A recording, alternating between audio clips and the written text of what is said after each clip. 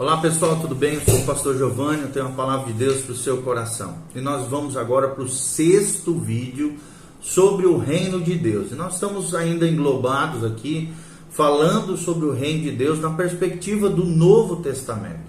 E se você ainda não segue o nosso canal, querido, siga-nos, clica aqui, siga, se inscreva no nosso canal, siga-nos nas redes sociais e continue conosco a aprender mais sobre o reino de Deus, sobre as profecias, sobre a escatologia, sobre as coisas que ainda hão de vir no futuro, tudo aquilo que a palavra de Deus diz. E nós estamos falando então sobre o reino de Deus.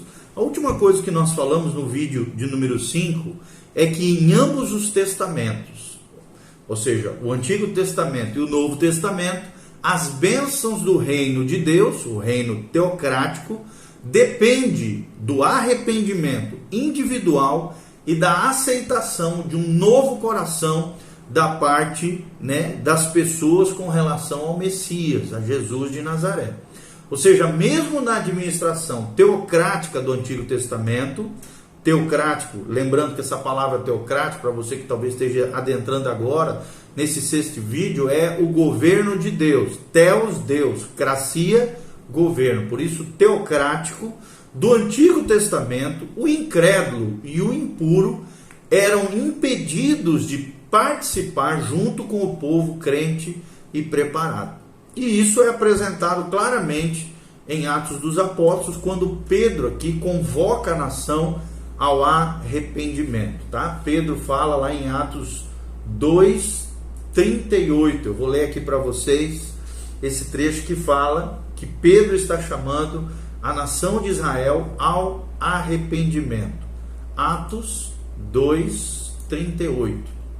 A Bíblia Sagrada nos diz o seguinte: olha só, Pedro respondeu a eles, pregando aqui o evangelho aos judeus que estavam ali diante do Pentecostes. Ele diz: arrependam-se e cada um de vocês seja batizado em nome de Jesus Cristo para perdão dos pecados, e aí sim receberão o dom do Espírito Santo. E no 39 diz: pois essa é a promessa para vocês, para seus filhos e para todos aqueles que estão longe, ou seja, ainda sem Deus, sem Cristo, sem o Salvador, para todos quantos, diz a Bíblia, o Senhor, o nosso Deus, chamaram. Ou seja, Deus está chamando judeus e gentios para a salvação na presente era, no Novo Testamento, na dispensação da graça, como nós estamos falando. Então nós vemos aqui Pedro convocando toda a nação de Israel, não só Israel, mas também os gentios, para o arrependimento. E o coração de Deus é isso, que cada pessoa, tanto individualmente como também coletivamente, se for possível, aceite esse novo coração recebido através da regeneração do novo nascimento. E aí então nós destacamos uma outra coisa muito importante, que é a oferta legítima de Deus, a oferta desse reino, do reino de Deus aos corações humanos, às vidas humanas, aos seres humanos. Essa oferta do reino foi, no entanto, legítima. E seria um escárnio, que Deus apresentasse o seu reino, o reino teocrático de Deus, o governo de Deus, se ele não fosse, obviamente, uma oferta legítima da parte do Senhor. Esse reino, amados, presta atenção, foi oferecido à nação de Israel de boa fé, e ele seria concedido contanto que a nação se arrependesse. O resultado previsto não fazia diferença quanto ao seu teor, o teor dessa oferta, considerando-se que a livre agência da nação tivesse que escolher. E esse resultado flui de uma escolha voluntária de cada um, de cada indivíduo. Mas como nós sabemos, a descrença nacional não mudou a fidelidade de Deus. É o que diz Romanos 3:3. Seria muito pejorativo, para a missão de Cristo, olhá-la por qualquer outro ângulo. Ou seja, a sinceridade e o desejo de Jesus de que a nação aceitasse são testemunhos em suas lágrimas sobre Jerusalém, e em seu discurso sobre a cidade de Jerusalém, em seu esforço incessante no envio dos 12, depois dos 70, e em seus atos de misericórdia, de graça, milagres, maravilhas e de amor. Então, segue-se que aos judeus foi concedido o privilégio de aceitarem esse reino, o reino do Messias. E se eles tivessem naquela época concordado com a condição anexada, então o reino de Davi teria sido gloriosamente estabelecido sobre a primeira vinda de Jesus de Nazaré, o Messias, ok? Então muitos teólogos, né, sustentam que a oferta legítima de um reino no primeiro advento de Cristo minimiza a cruz e não deixa lugar para a realização do plano redentor de Deus. Como, por exemplo, Oswald Allis, né, fala isso na sua obra Prophecy and the Church. Em resposta, né, a essa fala do Oswald Allis, deve-se dizer que a oferta e a rejeição do reino teocrático era o plano pelo qual o propósito eterno foi realmente cumprido nesse tempo. E o que realizou o propósito divino da salvação mediante a morte de Cristo foi a rejeição de um reino oferecido a Israel. Eugene Peters, ele observa o seguinte, ele diz assim, a pergunta que surge é: como é que então a expiação seria feita pelo derramamento de sangue?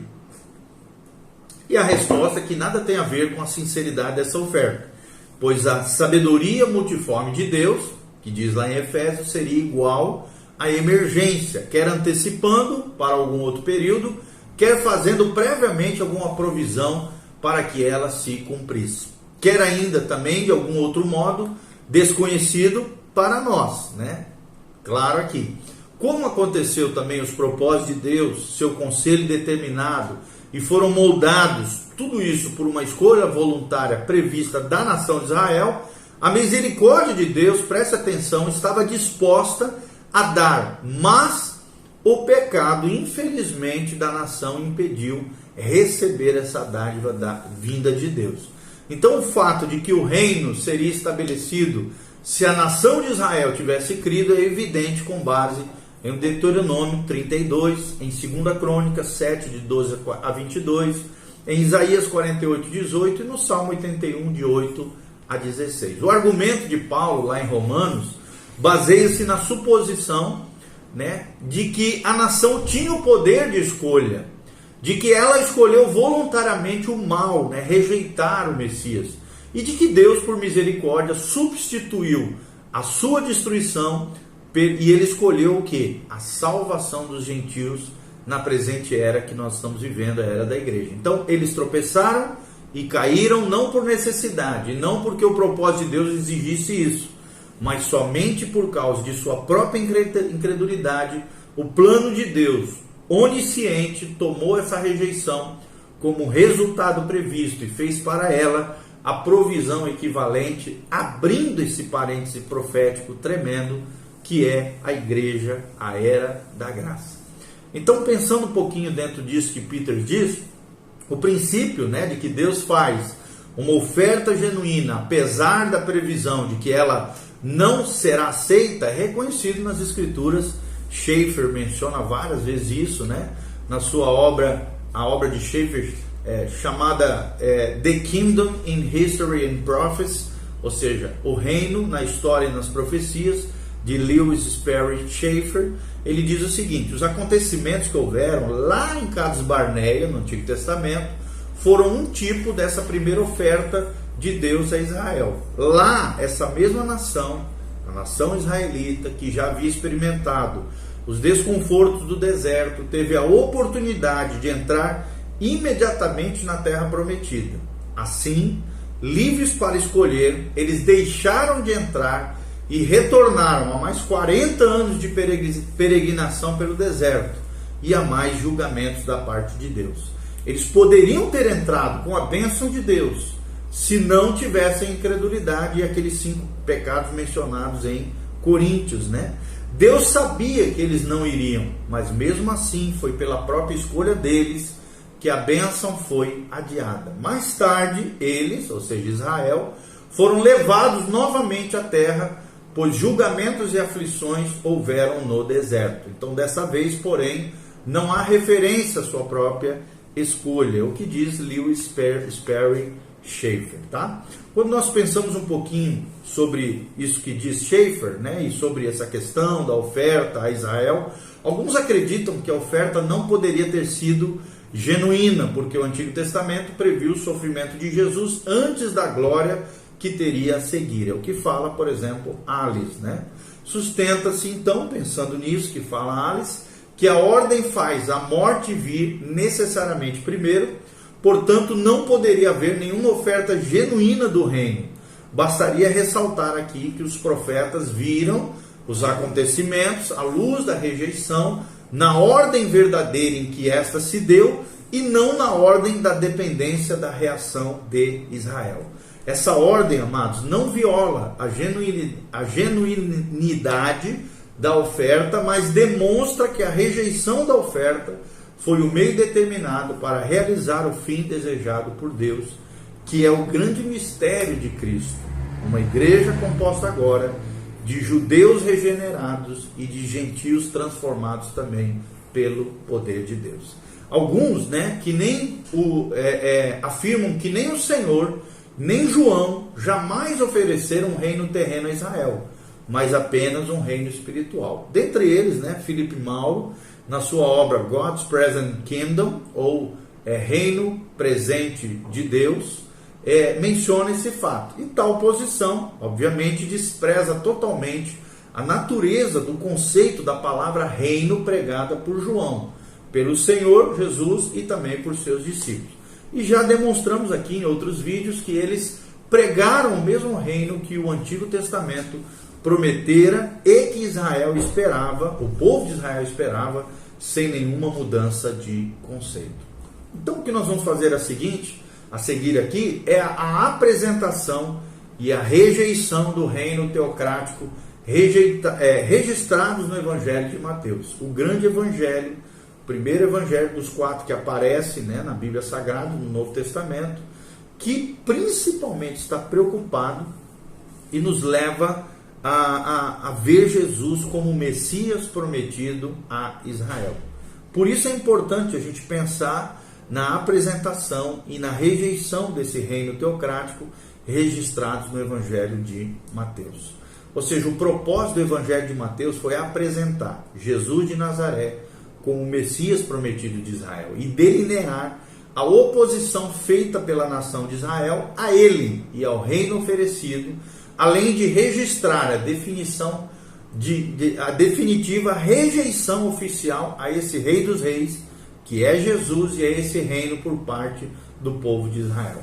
Então, uma análise desse tema de Mateus é muito importante, né, trazer aqui para vocês e expor esses argumentos, dada a sua relação de extrema importância com todo o conceito e o plano do reino de Deus, ok? Essa temática que nós estamos abordando aqui nesse 6º vídeo.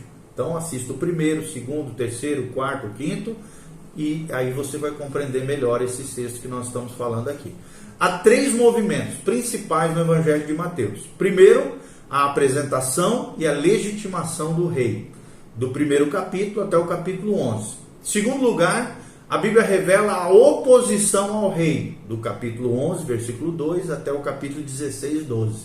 E em terceiro lugar, o Evangelho de Mateus, nós vemos a rejeição definitiva do rei a partir do capítulo 16 até o final dele, no capítulo 28, 20, onde finda aqui o Evangelho de Mateus. Vou repetir então: a apresentação primeiro e a legitimação do rei. Depois, num segundo momento, a oposição ao rei, rei aqui com R maiúsculo, Jesus de Nazaré. E em terceiro lugar, a rejeição definitiva de Jesus como rei, do capítulo 16 em diante, conforme nós estamos falando aqui. Primeiro destaque que nós trazemos é a apresentação e a legitimação desse rei. Que rei é esse? Jesus de Nazaré. Mateus aqui dedica a primeira divisão do seu evangelho à apresentação e à legitimação de Jesus como Messias prometido a Israel. Nessa divisão, a primeira seção trata da apresentação do rei de Israel, do capítulo 1 ao capítulo 4, 11. Nela, Mateus fala da chegada desse grande rei, do capítulo 1 ao capítulo 2, 23. Também fala arrolando a sua linhagem, da onde veio esse rei, no capítulo 1, de 1 a 17. Também demonstra o seu direito ao trono e a sua vinda, do capítulo 1:18 ao capítulo 2:23. E demonstra, por meio do nascimento virginal, que ele tinha direito legal ao trono de Davi. O nome que lhe foi dado ao nascer também o relaciona a Josué, né? E por isso Jesus, Yeshua, né? Que é uma palavra que vem de Josué, que significa Deus é a salvação. Está lá em Mateus 1:24 e 25. Também nessa relação com Josué, Josué é o personagem que levou o povo à terra prometida e a uma vida de paz e de descanso. Trazendo para nós hoje é o que Jesus faz. Nos leva à terra prometida, o céu, e nos promove vida de paz e de descanso nele. Nós também vemos em Mateus a sua infância, né, no capítulo 2, de 1 a 23. São retratadas também homenagens prestadas pelos gentios, no capítulo 2, de 1 a 12. E também vemos a rejeição dos judeus, no capítulo 2, de 13 a 15. Mateus também apresenta ainda o embaixador do rei. Está lá em Mateus 3, de 1 a 12. Para demonstrar que as escrituras proféticas se tinham cumprido. Essa apresentação aqui, né, trazendo aqui João Batista, ela é seguida pela aprovação do rei por parte do próprio Deus, lá em Mateus 3, 13 até o capítulo 4, 11, na qual Mateus registra o testemunho ocorrido em seu batismo, mencionado no 3, 13 a 17, quando Deus concede aprovação ao seu Filho amado, o Messias de Israel, e também dá testemunho de sua vitória sobre Satanás, no capítulo 4, de 1 a 11, na famosa tentação de Jesus. E mostra aqui o seu direito moral de reinar, que esse direito deveria ter sido estabelecido já naquela época. No segundo momento, nós vemos na segunda seção dessa divisão, que Mateus registra as proclamações do rei, do capítulo 4, 12 ao capítulo 7, 29. O que significa isso? Seu direito judicial de reinar é estabelecido então nas Escrituras. A autoridade real é demonstrada pelo fato de ele, Jesus de Nazaré, ser capaz de conduzir os homens à obediência, no capítulo 4, 12 a 22. Nós vemos também as credenciais do rei, são por ele apresentados pelo evangelista Mateus, de 4, 23 a 25. Nós vemos os pronunciamentos do rei, na famoso Sermão do Monte, do capítulo 5 ao capítulo 7, 29, que comprovam a autoridade real do novo Moisés, do novo legislador de Israel, Jesus de Nazaré, que foi anunciado por João e por Jesus, né, pelo próprio Jesus, na declaração de que o reino de Deus estava próximo. Milagres, né, haviam provado a validade desse anúncio e a multidão desejava saber quais eram os requisitos para entrar nesse reino anunciado pelo Messias de Israel. O Sermão do Monte também foi proferido para expor de maneira mais completa os requisitos da entrada no reino esperado. Os súditos do reino são descritos no capítulo 5, 1 a 16. O relacionamento do rei com a lei é estabelecido do 5:17 a Mateus 5:20. As falsas interpretações que os fariseus ofereciam dos requisitos da lei são denunciadas em Mateus 5, 21 a 48. As falsas práticas religiosas dos fariseus são postas às claras, né, a nudez deles, em Mateus 6:1 a Mateus 7:6. E a seguir, então, o rei oferece aos que almejam entrar no reino instruções sobre oração, Mateus 7:7, sobre a verdadeira justiça, Mateus 7:12, sobre o caminho de acesso ao reino, Mateus 7:13, sobre os falsos mestres, Mateus 7:15, e sobre os dois alicerces do reino, Mateus 7:24. Uma terceira seção nessa divisão do evangelho é uma apresentação do poder do rei. Está lá em Mateus 8:11 a Mateus 11:1, com o propósito aqui de legitimar esse rei dos reis, Jesus de Nazaré. E a sua reivindicação, a função de Messias, a autoridade do Messias é provada no campo da doença, quando ele cura um leproso em Mateus 8:1, quando ele cura um paralítico em Mateus 8:5, quando ele pega uma pessoa ameaçada por febre alta e cura ela, Mateus 8:14. Sua autoridade é demonstrada na esfera demoníaca, também expulsando demônios, Mateus 8:16. Na esfera humana também, Mateus 8,18, na esfera da natureza, Mateus 8,23, contra o pecado, Mateus 9,1, contra a tradição dos homens, Mateus 9,10, contra a morte, Mateus 9,18, ressuscitando da morte e tirando as pessoas das trevas, Mateus 9,27. Então, todas essas demonstrações da autoridade do Rei dos Reis, de Jesus de Nazaré, serviram para comprovar seu direito ao ofício de Messias de Israel, é o que menciona Mateus 9,35. Então, a demonstração cabal da sua autoridade é vista pelo fato de que ele, Jesus de Nazaré, é capaz de delegar essa autoridade também a outras pessoas. É o que nós vemos em Mateus 9,35 ao capítulo 11:1. Tal delegação de autoridade torna-se a evidência culminante das suas prerrogativas messiânicas, pois apenas quem possui autoridade pode delegá-la a outrem.